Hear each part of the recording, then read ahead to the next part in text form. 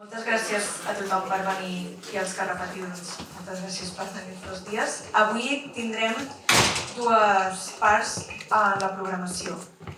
Primer tindrem 4 ponències que ens faran de diferents centres de recerca.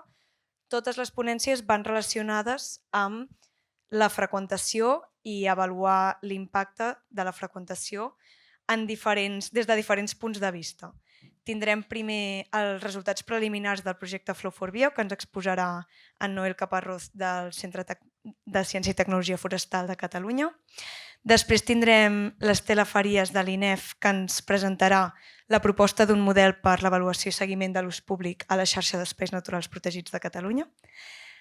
Seguidament tindrem la Magda Pla del CREAF, que ens presentarà aquest treball de mapes de risc de freqüentació humana a partir d'Strava. I per acabar, acabarem amb l'Anna Freixa i en Josep Puello de l'ICRA amb aquest estudi del barranquisme i el bany i els impactes sobre els ecosistemes fluvials i possibles mesures de gestió. Després d'aquestes 4 presentacions tindrem el coffee break i seguidament una taula rodona moderada per la Ivet Casadevall, la directora de Fundació EMIS, que també va estar treballant en l'àrea d'ús públic abans de ser la directora, per tant, coneix bé la temàtica.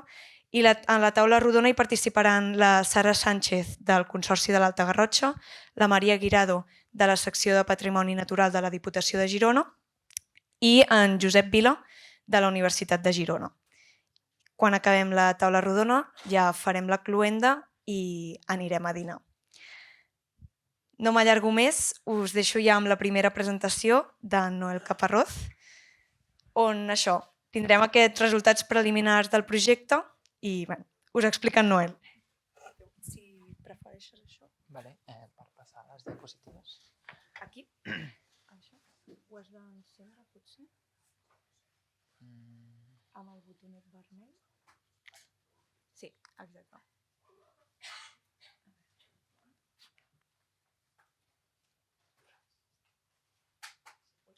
Què ha passat? Ara. Sí. En 5 minuts t'aviso quan... Vale, portis 5 5 minuts i minuts. després... Preguntes.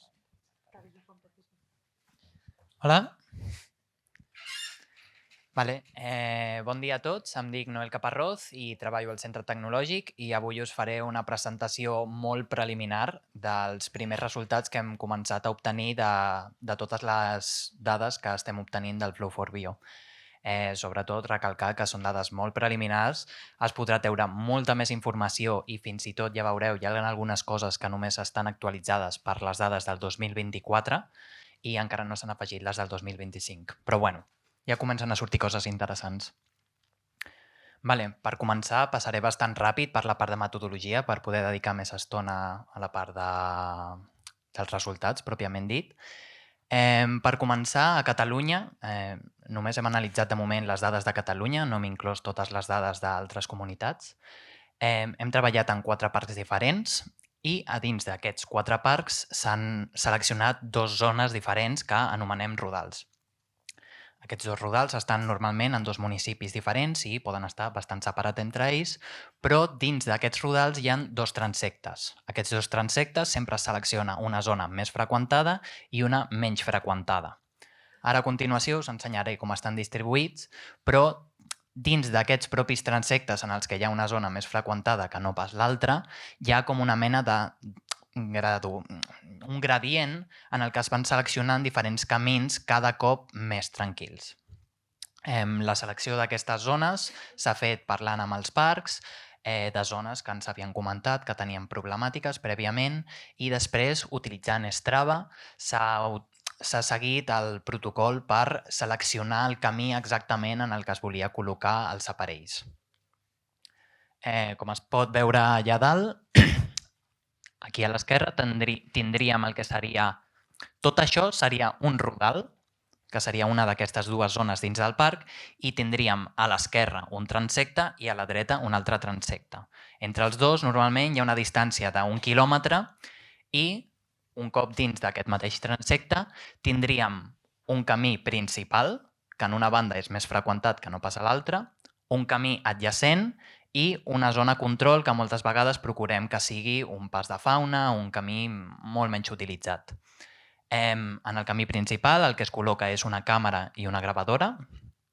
En el camí adjacent es col·loca únicament una càmera i en la zona control es col·loca una càmera i una gravadora.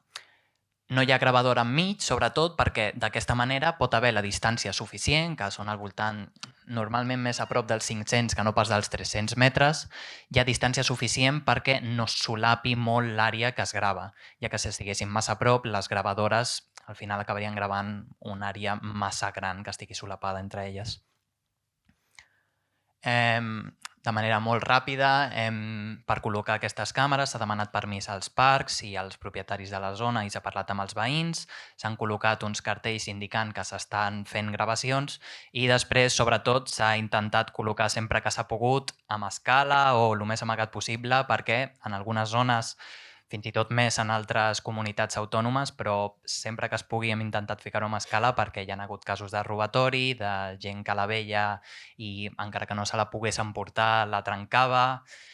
El primer pas per aconseguir que no ens les trenquin o robin moltes vegades és procurar que no la veguin i moltes vegades això s'aconsegueix col·locant-la a bastant alçada ja que la gent no va passejant mirant cap amunt. I ara passem ja als resultats preliminars. De moment s'ha començat ja a analitzar i de moment ens hem acabat, hem fet tot 2024 i de 2025 només hem analitzat per algun dels resultats fins setembre. Però només que en aquest període ja hem tingut una quantitat molt gran de contactes entre persones i animals. Tenim al voltant de 70.000 fotografies positives. I, com podeu veure, aquí hi ha una mica una selecció, ha sortit una miqueta de tot. En cada parc s'ha pogut veure una mica la presència de les espècies més abundants, però ens ha sortit una mica de tot. Per començar, a la part de l'anàlisi de les dades, s'ha utilitzat Digicam, que és una aplicació que ens permet modificar les metadades de la fotografia i, a més de que la fotografia aparegui la data, l'hora a la que es va prendre, doncs podem associar-li també informació. En aquest cas, les etiquetes, que es diu el que l'aplicació assigna a les metadades, poden ser classificades. Per exemple, pot haver una etiqueta que seria al final una variable que sigui espècie i li assignes quina espècie apareix a la fotografia. També pots fer-ho amb qualsevol de les variables que vulguis afegir i, per una banda, per exemple, hem afegit l'espècie, número d'individus. En el cas de les persones hem afegit també quin tipus de freqüentació és, quina activitat estan realitzant. Es pot afegir fins i tot coses com si és un adult o una cria per temes de fenologia. Hem agafat diferent informació. Aquí es pot començar a veure...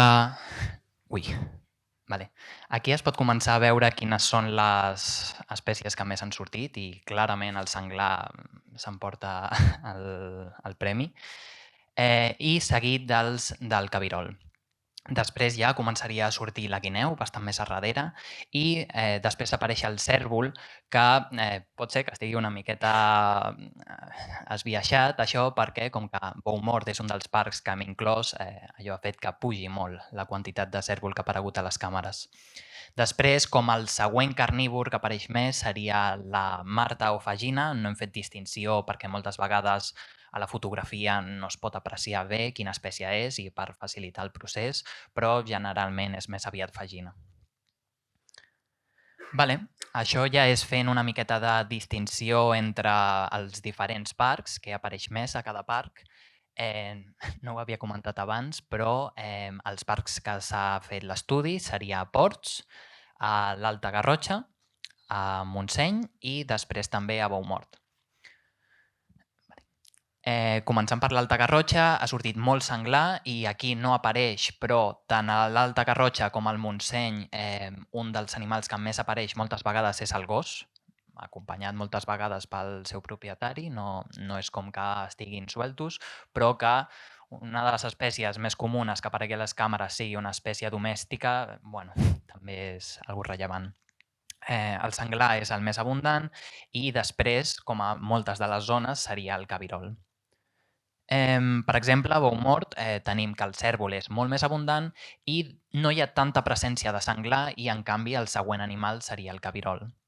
I després, a Ports, tindríem que la presència és una miqueta diferent en el número de senglars, que el cabirol és molt més abundant, però, per exemple, no hi ha presència de cèrvol. A Ports, després ja ho veureu, però s'ha de dir que la quantitat de contactes pot ser que no sigui comparable amb els altres perquè vam haver de retirar les càmeres d'una de les zones i, per tant, hi ha menys càmeres i gravadores en aquella zona d'allà. Vale.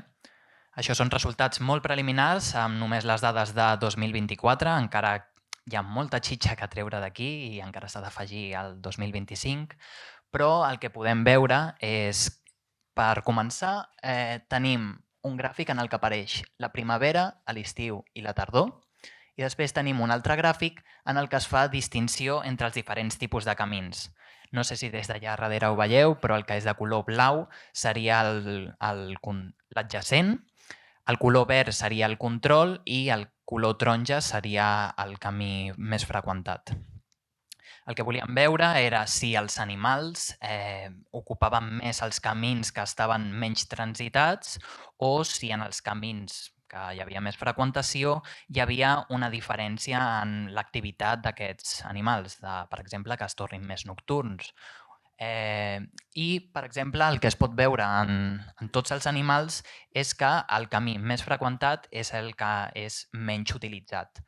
Això pot ser que canvi amb les dades de 2025 o fins i tot que quan s'afegeixin les dades d'altres comunitats autònomes això varia una mica, però ens comença a donar una idea del que podria estar passant. Però, ja dic, són resultats molt preliminars. El que sí que surt molt més freqüentat per fauna és el camí adjacent. El camí adjacent, en tots els casos, és el camí que més utilitza la fauna. Una de les raons podria ser que el camí control moltes vegades és un pas de fauna. És molt més difícil trobar un pas de fauna molt bo i pot ser que es reparteixin una mica més pels diferents passos de fauna. En canvi, el camí adjacent moltes vegades fa com d'embut i fa que molts animals utilitzin aquell camí. Segurament no és que a les zones control no hi hagi la presència d'aquesta fauna, sinó que és més difícil ficar una càmera control que et capti bé tota aquesta quantitat d'animals. Però, per exemple, una de les coses que a mi m'ha semblat més sorprenent és que amb algunes espècies sí que em quadra més el tema de que en camins menys freqüentats sembli que l'utilitzin menys, però, per exemple, esperaria que espècies com la guineu, encara que de manera més nocturna, aprofitin més la presència humana i aprofitin que hi ha restes d'aliment o que hi ha més presència de micromamífers, però es pot veure també que no és el cas. Com totes les altres espècies, sembla que a la zona més freqüentada apareixen menys. Això ho passaré de manera molt ràpid, però s'han intentat fer diferents anàlisis en els que hem agrupat a totes les espècies i quan agrupem totes les espècies no hi ha diferència entre els diferents tipus de camí. Ara ja entrant una mica més en la part de freqüentació humana, com ja podeu veure hem tingut una miqueta de tot. Això són els gràfics en els que es pot veure només del 2024, encara no s'ha actualitzat, però la quantitat de persones que han aparegut a les càmeres cada dia. Això ja ens comença a donar una idea bastant interessant de les característiques de cada parc i, per exemple, si comencem per dalt a l'esquerra, a Boumort es pot veure molt clarament quan és la brama. Sobretot, abans de començar, teniu en compte que no està en escala. Els hem ficat d'aquesta manera perquè es pugui apreciar bé quines són les variacions, però tingueu en compte que, mentre que Boumort arriba fins als 200, al Parc del Montseny el 200 seria la primera línia. O sigui que el millor el dia de més freqüentació de Boumort segurament és el de menys freqüentació així del Montseny, de la zona com de cap de setmana. El que també es pot veure, si us fixeu, és que gairebé a totes les zones es pot veure que hi ha 4 pics per mes, es pot veure que són els caps de setmana. Tornant a Boumort, es pot veure molt clarament la freqüentació molt més alta que hi ha a la temporada de brama i després hi ha una corba que segurament està associada a boletaires. Després, si passem a l'Alta Garrotxa, veiem que generalment va havent bastanta freqüentació, segurament amb un pic a l'època més com de bany i tot, i sobretot els caps de setmana. Després al Montseny es pot veure també que hi ha una quantitat molt més elevada quan comença a estar tot el paisatge molt més de colors de tardor i encara ho hem d'estudiar, però la baixada aquesta que es veu a finals de setembre, una teoria que tenim és que podria ser la Mercè i que la gent pot ser que no vagi tant al Montseny i que es concentri en activitats que es realitzin al voltant de Barcelona. Però encara s'ha de veure, pot ser que plogués. I després, a Ports, veiem que és la zona que, per una banda, com ja hem dit, tenia la meitat de càmeres, per tant, s'ha de tenir això en compte, però també veieu que és una zona que està molt menys freqüentada, com a mínim la zona que vam estudiar, que no pas les altres. És en el que es detecten els pics més baixos. I també es pot veure que és un turisme molt més d'estiu. Això ja és fent una distinció entre els diferents camins que utilitza la gent, per exemple, en l'activitat de senderisme. És un resum molt bàsic del que es pot començar a treballar en el futur. Per exemple, es pot veure que la majoria de llocs s'utilitza molt més el freqüentat, però, per exemple, a Boumort sembla que hi ha una presència important de gent en zones adjacents que moltes vegades està associat a boletaires. Això ja fent una miqueta de distinció entre les diferents activitats i del seu ús dels diferents tipus de camins. Les estrelles serien diferències significatives. Tindríem, per exemple, que el ciclisme efectivament utilitza més camins principals que no pas altres, cosa lògica. I després això també és present en els que passegen gossos, que normalment utilitzen camins més principals. En canvi, a la recol·lecció de bolets hem comprovat que el que més s'utilitzen són els camins adjacents i, de nou, com amb la fauna, segurament això no vol dir que no estiguin a les zones control, sinó que a les zones control és més difícil trobar-los perquè no concentra aquest camí, sinó que són passos de fauna. De manera molt resumida, perquè aquesta part encara hi ha molt camp per córrer, les gravadores que es van col·locar inicialment, el 2024, es van fer molta més gravació i després vam comprovar que es podia reduir aquesta quantitat d'hores gravades i el que vam fer era que estaven durant 5 minuts enceses i durant 15 minuts apagades. El primer any va ser durant tot el dia i, en canvi, durant el segon va ser a les primeres hores del matí i a les últimes de la tarda. Posteriorment s'ha analitzat amb el Virnet i encara queda una feina de comprovar que el Virnet efectivament funcioni, s'ha de fer una avaluació, però comencem a tenir patrons en els que aquí podeu veure que està dividit pels els diferents parcs i al llarg de l'any, començant a l'abril i acabant a l'octubre. Això seria la quantitat de deteccions d'un cant que hi ha. I, si veieu, aquí a finals de juliol hi ha una manca de punts. És degut a que va haver mal funcionament d'algunes de les gravadores. Per tant, allà hi ha un buit que es pot intuir que era baix, però no es pot acabar de confirmar. Però es pot veure la baixada que hi ha a partir de finals de maig, ja comença a baixar molt més, i es comença a veure que Boumort va ser en el que més ens van sortir les deteccions de contactes. Encara queda molta feina per treballar. Algunes de les idees que es podria treballar amb aquestes gravacions és veure si a les zones més freqüentades la quantitat de cants és més alta que les menys freqüentades, si, com s'ha vist en altres estudis, modulen l'hora a la que es canta intentant evitar els pics de freqüentació. Encara queda molta feina per estudiar.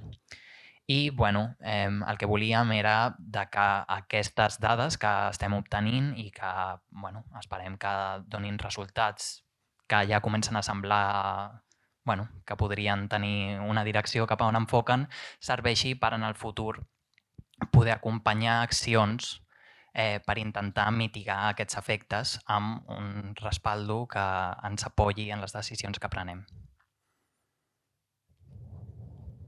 I ja està. Moltes gràcies.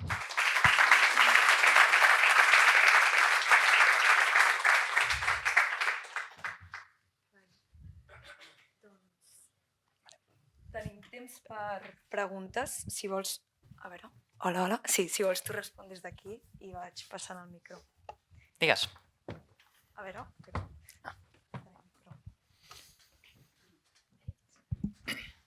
Hola, bon dia. Bon dia. Soc l'Alan de Seovir Live, de Catalunya. Et volia preguntar, a l'hora d'analitzar aquestes dades només utilitzàveu fotografies? No us basàveu en imatges de vídeo?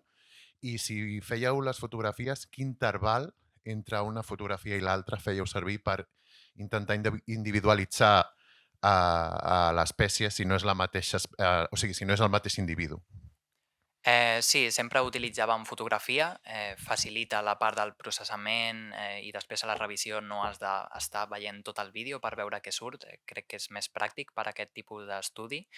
I després la part de la individualització, a partir de quan considerem que és un individu diferent, encara s'està estudiant exactament quants minuts considerem que és un contacte diferent.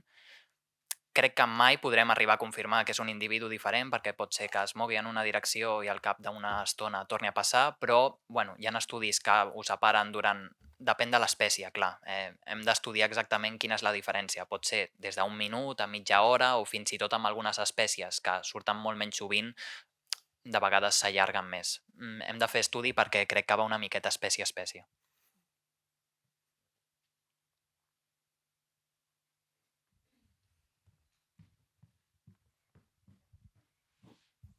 Muchas gracias, muy interesante. El trabajo aparte yo creo que es súper necesario este tipo de relaciones porque es lo que falta y es difícil de tomar, ¿no? Sobre todo que parece que hay una relación que sí, a más afluencia hay una menor presencia, ¿no? Que siempre se habla de una afectación del uso sobre el medio, pero hablamos y no tenemos datos. El tema de imagen de personas, con el tema de protección de datos y esto, porque claro, en alguna fotografía se puede llegar a reconocer al individuo y eso entendemos que está bastante fiscalizado y no sé cómo lo abordaron. O no lo abordaron directamente. Sí. Esperemos que no se le vea la cara y ya está, ¿no? ¿Cómo lo abordaron? Sí, lo estamos estudiando exactamente cómo se tiene que hacer porque, bueno, siempre se han puesto cámaras de fototrampeo en el campo y salían personas y no sé, pero como este trabajo exactamente está enfocado a la frecuentación, creemos que es muy necesario y por lo que nos informamos pidiendo permiso y después informando, debería de ser suficiente, pero estamos acabando de estudiarlo se está a nivel fiscal y estamos mirando a ver si luego se tienen que eliminar las fotografías, si hay un periodo exactamente a partir del cual no podemos tener la fotografía, si al no utilizarse la información a nivel individual y es solo a nivel de contacto ya es suficiente. Estamos acabando de ponerlo todo bien, pero hemos intentado hacerlo con lo que en su momento vimos que era lo correcto. Sí, si me permites, en el marco de otro proyecto que hemos realizado en paralelo, se ha encargado un estudio, hemos encargado un estudio legal al respecto y aquí lo que se acordó con los entes gestores de los parques y los propietarios de los terrenos fue la colocación de los carteles que decía Noel. En estos carteles se informaba de que se estaba realizando un estudio en el que las personas que hacían ese camino podían ser fotografiadas o grabadas y se daba un teléfono de contacto, ¿vale? Y luego también, cuando ha dicho Noel que se colocaban las cámaras muy altas, un poco, aparte del robo, también es un poco para evitar que se vea la cara de la gente. En general, en alguna foto puede pasar que sí que de esto, pero en general no se ve, no se aprecia la cara de la gente. Y en eso nos hemos basado de momento.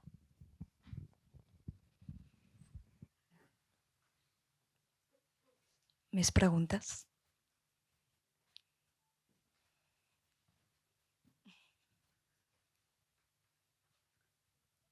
Val. No sé si vols afegir alguna cosa, Noel. Ja estaria. Moltes gràcies. Molt bé, moltes gràcies.